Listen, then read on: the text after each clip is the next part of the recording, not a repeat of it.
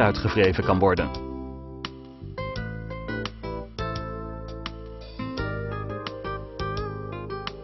Linoleum kan gelegd worden in banen, gecombineerd met borders of speciaal ontworpen insnijdingen.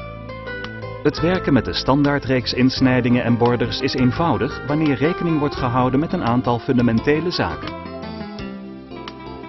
Grote borders worden voor het plaatsen van het linoleum gelijmd over een groot oppervlak. De borders zijn precies uitgemeten en de contouren zijn op de ondervloer afgetekend.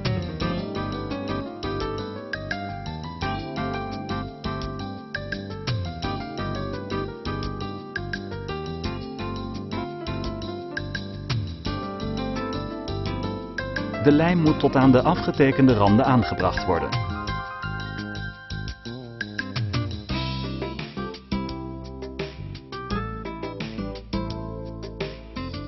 De lijm moet bijzonder zorgvuldig worden aangebracht.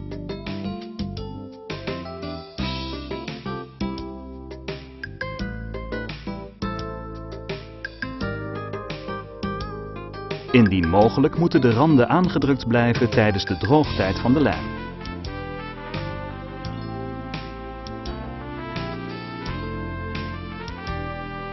Daarna kan de resterende vloerbedekking geïnstalleerd worden, waarbij met het uitsnijden een overlap aangehouden wordt ten aanzien van de onderliggende borders.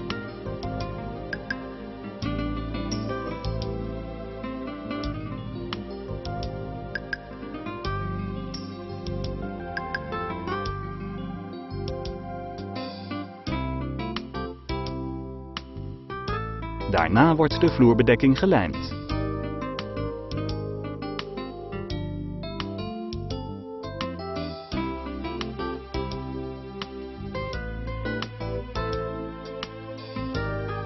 Exacte aftekening met de korte afschrijver geeft een precieze aansluiting met de border. Als er toch smalle naden ontstaan, kan men deze opvullen met een mix van linoleumstof en polymeeremulsie. Kleine insnijdingen kunnen aangebracht worden nadat de vloer is gelegd, maar voordat de lijm droog is.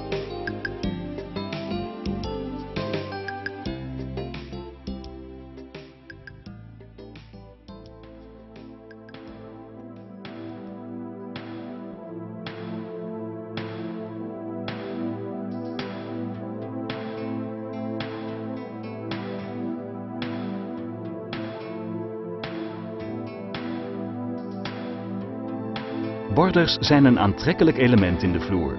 De mogelijkheden zijn eindeloos.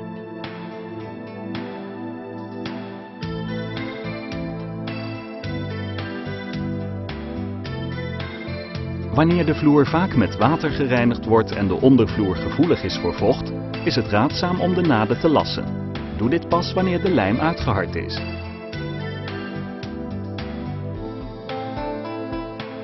Stel eerst de voegenvrees af naar de dikte van de vloerbedekking en leid deze precies door de naad. De nadenguts wordt gebruikt op plaatsen waar de voegenvrees niet bij kan. Het fijne stof wordt bij elkaar geveegd en opgezogen, of weggeblazen met het handlasapparaat. Het automatische lasapparaat werkt nauwkeurig, uniform en comfortabel. Stel de temperatuur in en plaats de lasdraad. Per minuut kan zo'n 2 tot 3 meter gelast worden bij een temperatuur van 350 tot 450 graden Celsius. Voor meer informatie raadpleeg de leginstructies. De laatste centimeters tot aan de wand worden gelast met het handlasapparaat.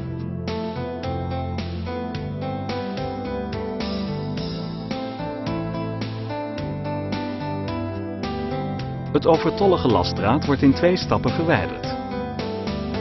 Eerst wordt het nog warme lasdraad met een hellebaardmes met mesgeleider afgestoken. Dan wordt na afkoeling het restant met het hellebaardmes vlak gesneden. Armstrong DLW plinten kunnen geïnstalleerd worden voor of nadat de vloer gelegd is. De Armstrong DLW HSLA plinten kunnen geïnstalleerd worden voordat de vloer is gelegd. De Armstrong DLW HPR plinten moeten geïnstalleerd worden nadat de vloer gelegd is. Wanneer dit de voorkeur heeft, kunnen plinten uit het toegepaste linoleum gemaakt worden. De installateur snijdt deze uit het linoleum op de gewenste hoogte. Het wordt verlijmd met contactlijm.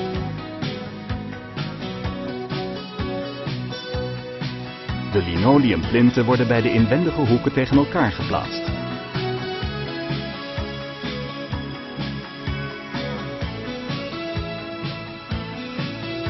Ingesneden bij de uitwendige hoeken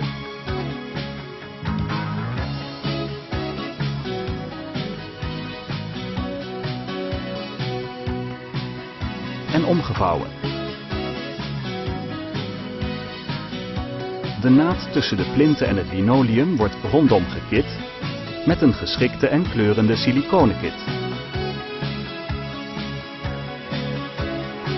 Wanneer men linoleum op trappen installeert, moeten eerst de stootborden en de trapneuzen geplakt worden.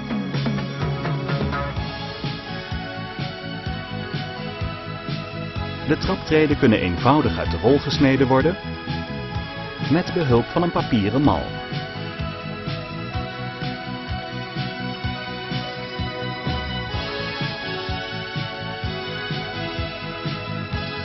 Het patroon moet parallel lopen met de rand van de treden.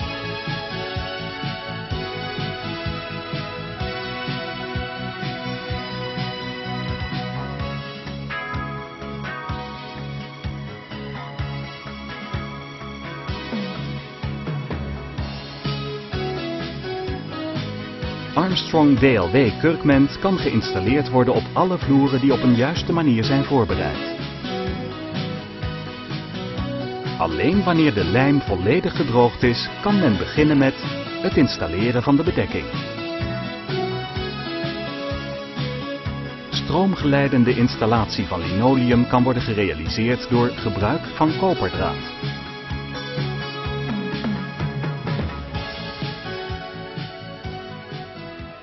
Met Armstrong DLW Linoleum PUR ecosysteem is aanvullend onderhoud niet langer noodzakelijk, wat resulteert in een tijd- en kostenbesparing. Standaard linoleum moet onderhouden worden met een polymeerimulsie of reinigingsproduct wat het oppervlak van het linoleum beschermt.